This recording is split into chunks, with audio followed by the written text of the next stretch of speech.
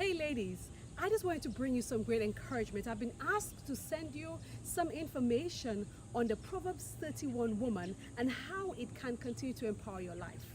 One of the things I want to tell you first is that many times we speak about the Proverbs 31 woman, but the truth is the kind of woman that we are literally talking about wanting to be like, that virtuous woman, is really the Proverbs 31 woman starting from verse 10.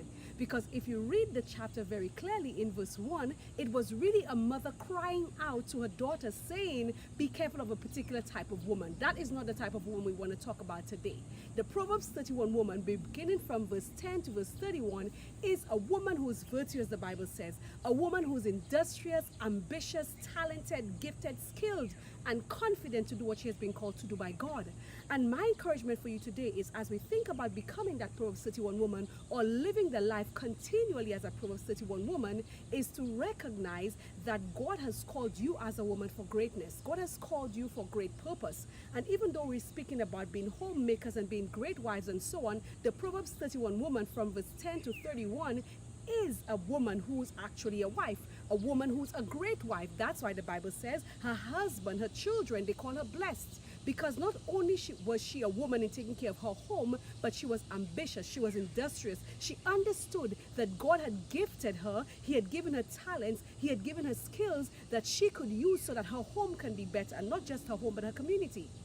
That is why the Bible says she used to weave clothes. She would do this and she would do that. She was taking care of her home. She recognized that she was here for more than one purpose. Her purpose was not just aligned in her role as a mother or as her wife, but in recognizing that in her hands are gifts that God has given her. She recognized that she was created for great purpose and she was fulfilling that purpose. And so I want to encourage you to recognize that while God has called you possibly to be a mother and to be a wife, He has called you for something even greater. He has a higher calling on your life, and that calling will bless your family as well.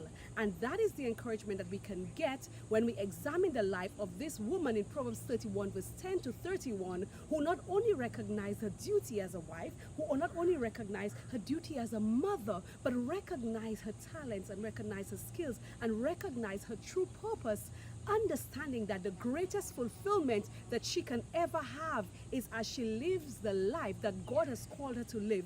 Through these gifts and these talents is where her purpose came, and that is why she could have used it to bless her family. I want to encourage you to be confident in recognizing those gifts in yourself, in recognizing those talents in yourself, and in understanding that those very gifts and talents and skills that God has given you, if you recognize them, if you build them, if you work on them, they will be used to bless your family. It is the very best example that you can give to your children when you are living in your true purpose, and that purpose is living out that Proverbs 31, 10 to 31 woman kind of life. That virtuous woman life is a woman who lives using everything that God has given her to bless her home.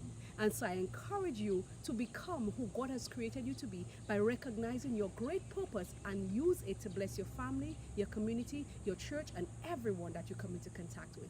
God bless, and I just want to just say all the best to you, and live the life that you have been called to live.